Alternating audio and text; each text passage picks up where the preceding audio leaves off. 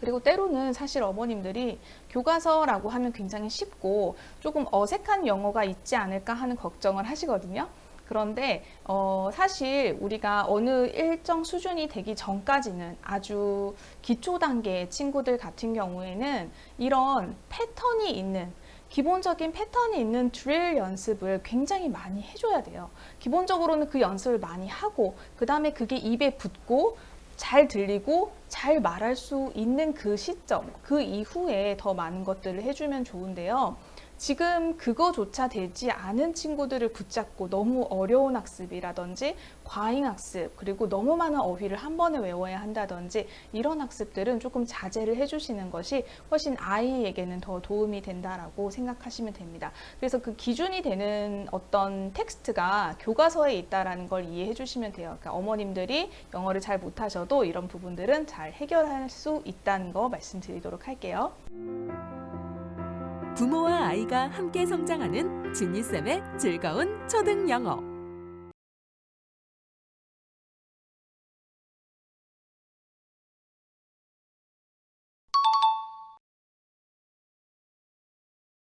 우선 고학년 같은 경우에는요, 파닉스는 제가 누누이 얘기 드리지만 3학년 전에는 조금 잡아주시는 게 좋고요. 그렇다고 해서 파닉스가 뭐 완벽하게 완성이 되지는 않아요. 그렇기 때문에 그 이후에도 계속적으로 파닉스를 병행하면서 학습을 해주시면 되는데 4, 5학년 같은 경우에는 아직도 그 아이들이 이제 인지 수준은 너무 컸고 이제 올라갔고 그리고 영어 같은 거 말고 이제 다른 과목에 있어서는 모국어의 이해도가 많이 높아진 상태예요. 그 상태에서 계속 파닉스를 해라라고 하면 굉장히 지겨울 거예요. 그래서 우리가 파닉스만 하는 게 아니라 이 교과서에 나와 있는 어떤 문장이라든지 어휘 이런 것들을 가지고 우리가 파닉스 식으로 접근을 할 수가 있는 거예요. 그래서 교과서에 나와 있는 어떤 문장이나 단어 이런 것들을 쪼개서 파닉스 학습을 해보는 거죠. 그러니까 파닉스 교재를 가지고 다시 크크크 프프프 하면서 유아들처럼 그렇게 대해서 파닉스를 하는 게 아니고 현재 자기가 배우고 있는 수준의 교재나 교과서를 통해서 파닉스 학습을 하는 방식으로 해주셔야 되고요.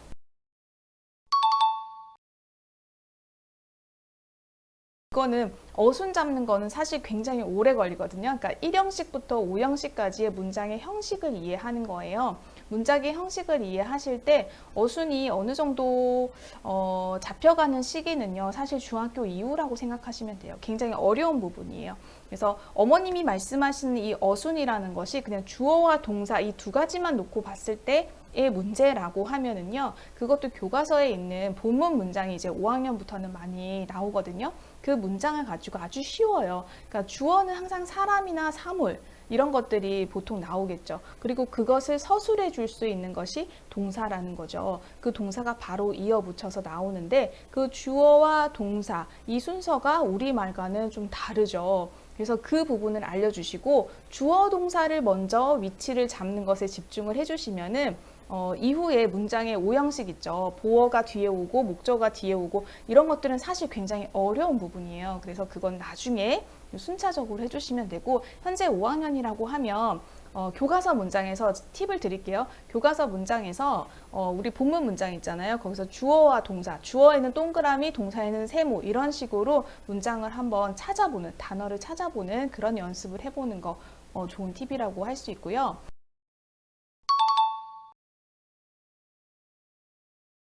많은 부분들이 그런 생각을 하세요. 영어 하면 어렸을 때부터 해야 되고, 이거 중간에 놓치면, 그리고 한번 시작하면 끝까지 해야 되고, 이런 그 오해들이 있는데, 사실 뭐 이걸 100% 오해라고 볼 수는 없지만, 저는 항상 이걸 두 가지로 좀 분류해서 보시라고 말씀을 드려요. 습득을 하는 부분과 학습을 하는 부분은 전혀 달라요.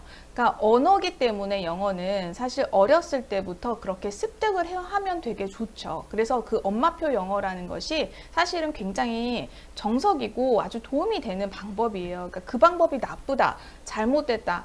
영어를 언어로 받아들이고 영어를 영어 그대로 받아들이는 것이 잘못됐다는 얘기를 하는 게 아니라 그렇게 하는 방식이 한 가지가 좀 아쉬운 점이 있어요. 그 지점이 뭐냐면 습득을 해야 되는 그 습득을 했을 때 아주 효과가 좋은 적절한 시기가 있다라는 거예요. 그런데 대부분 지금 고민하시는 어머님들은 어떤 어머님들이세요?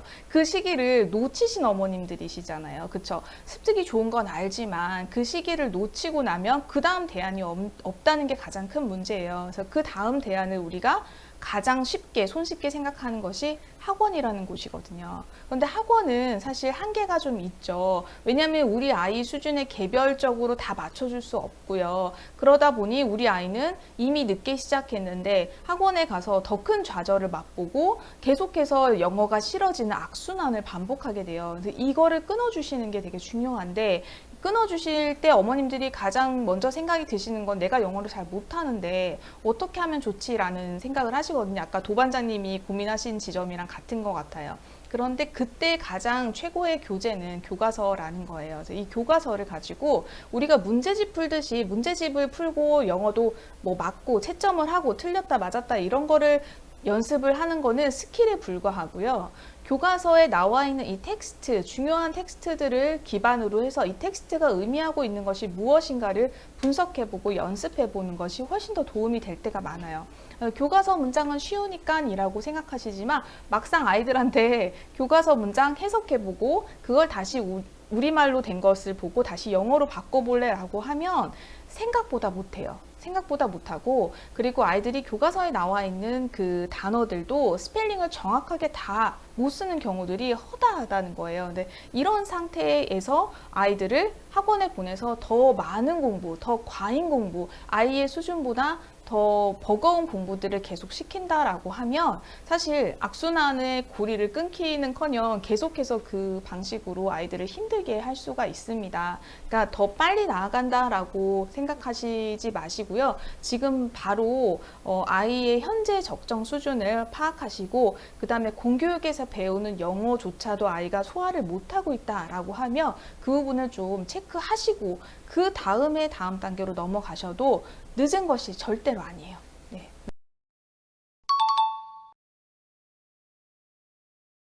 지금 잘 하셨어요. 학교 참고서, 그러니까 평가 문제집이라고 하거든요, 우리가. 일단 교과서를 확보를 하시는 게 중요해요. 교과서를 아이들이 학교에서 안 가져오기 때문에요. 교과서를 아이한테 가져오라고 매번 이제 이야기하기 어려우니까 그 해당 학년의 교과서를 미리 한 지를 더 준비를 하시는 거 좀 필요하고요. 그 다음에 두 번째는요. 디지털 교과서라고 있어요. 그 디지털 교과서는 아이들이 지금 그때 우리 코로나 때 한참 이학습터 많이 했었잖아요. 이학습터 들어가셔도 있고요. 그다음에 에듀클리어넷이라고 그쪽으로 들어가셔도 있는데, 들어가시면 아이 학년에 맞게 지금 현재 본인의 학교에서 사용하고 있는 그 교과서의 디지털 교과서를 다운로드 받으실 수 있어요. 그걸 다운로드 받으시면 어떤 일이 생기냐면 거기에 이제 mp3랑 그다음에 동영상 이런 것들이 다 들어있기 때문에 그거 안에 챈트도 들어있어요. 노래도 다 들어있고 애니메이션도 들어있어서 어머님들이 그거를 가지고 교과서를 한 부 더 사지 않으시더라도 그걸로 활용을 하실 수 있습니다. 그래서 이 두 가지, 그 다음에 어머님이 말씀하신 그 참고서는 평가 문제집이라고 해요. 그래서 평가 문제집은 필수는 아니지만 교과서의 내용을 아이가 잘 알고 있는지 확인하고 싶다라고 하시면 그거를 해주시면 돼요. 그리고 이제 공교육에서는 본인이 3학년인데 3학년 교과서를 읽고 쓰고 거기에 나와 있는 스펠링을 다 안다. 그리고 거기에서 이제 참고서도 문제를 풀었는데 참고서 문제도 뭐 80점에서 90점 이상 나온다라고 하면 자기 학년 거는 끝내고요. 그 다음에 4학년 거를 미리 복습하는 것도 좋습니다. 또는 우리 초등 영어 교과서가 5종이 있어요. 천재, 그리고 저기 YBM에서 김최 이렇게 두 가지가 있고, 그 다음에 동아, 대교 이렇게 5가지가 있는데 본인 학교에서 사용하지 않는 다른 교과서 있잖아요. 그 다른 교과서의 교과서를 구입하셔서 보시는 것도 같은 학년에 그거를 보시는 것도 좋아요. 근데 3, 4학년은 사실 텍스트보다는 그림이 훨씬 더 많기 때문에 굳이 구입을 하셔라라고 얘기는 안 하는데 5, 6학년 교과서 같은 경우는 본문 내용들이 있어서 그 본문 내용은 읽고 쓰고 해석해보고 여러 가지로 다 뜯어 먹어 봐야 돼요. 그래서 그 부분이 좀 도움이 되실 거라고 생각을 합니다.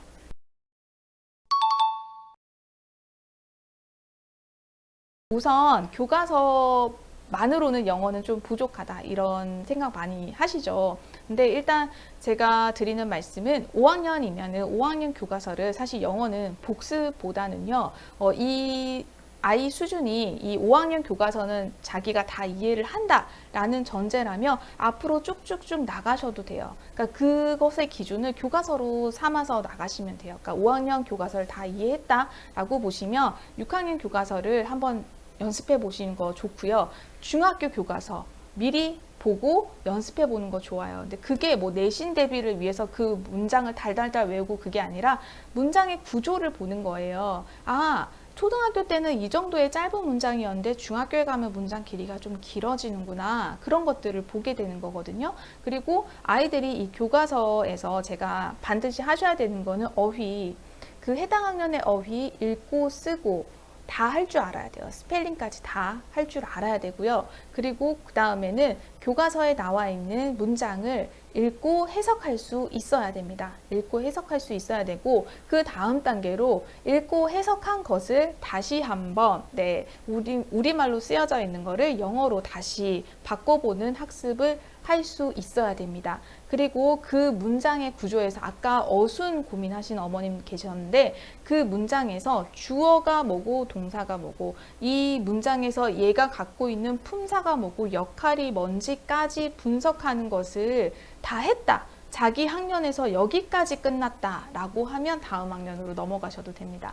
그리고 그 추가적인 학습은요, 영어 같은 경우에는 언어잖아요. 언어니까 다다익선이에요. 무조건 다다익선이어서 많이 듣고 많이 인풋을 하면 훨씬 더 도움이 돼요.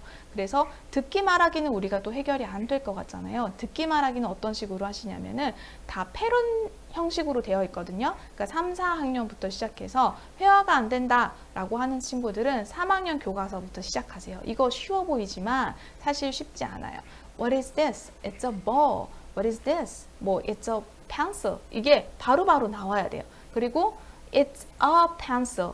It's an apple. 이것처럼 관사를 어를 써야 되는지 언을 써야 되는지 알아야 되고요. 그리고 이 말이 바로바로 빠르게 full sentence로 나와야 돼요. 그런데 대부분 아이들이 pencil, ball 이렇게 하고 끝나요. 근데 it's 다음에 바로 뭐가 나와야 돼요? 관사 나오고 그 다음에 명사 나오는 형태. 그래서 이런 여러 가지 패턴 활용이 자유자재로 되어야 돼요, 아이들이. 또 이게 말이 빨리 안 나오는 친구들이 있거든요. 그래서 이거를 많이 연습을 하고 드릴 연습을 많이 하다 보면은 아이들이 입에 붙어요. 그러니까 듣는 것도 중요하지만 말을 빨리 내뱉는 것도 굉장히 중요하거든요. 그래서 그 연습을 많이 하면 우리가 회화도 기본적으로 화상 영어를 할때 준비해야 되는 기본 패턴 드릴은 다 하실 수 있어요.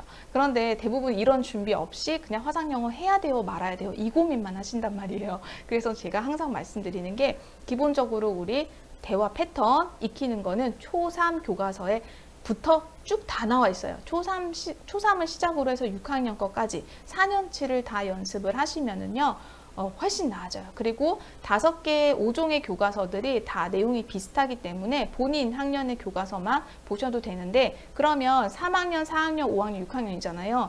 그 4개 학년에서 한 학년에 10개에서 12개 정도의 단원이 있어요. 그러면 4개라고 치면 아무리 많아도 48개의 패턴이잖아요. 이 48개의 패턴을 먼저 드릴처럼 입에 익숙하게 연습을 한 다음에 화상 영어를 시작하면 선생님이랑 대화를 할 때도 훨씬 더 물꼬를 트기에도 쉽고요. 그리고 자기가 자신 있게 입에 배어 있는 패턴이 48개 정도는 초등 때 된다는 거예요. 그러니까 그 연습을 한 다음에 우리가 그럼에도 불구하고 우리 아이가 회화가 안 된다 라고 얘기하시라는 거예요. 아시겠죠?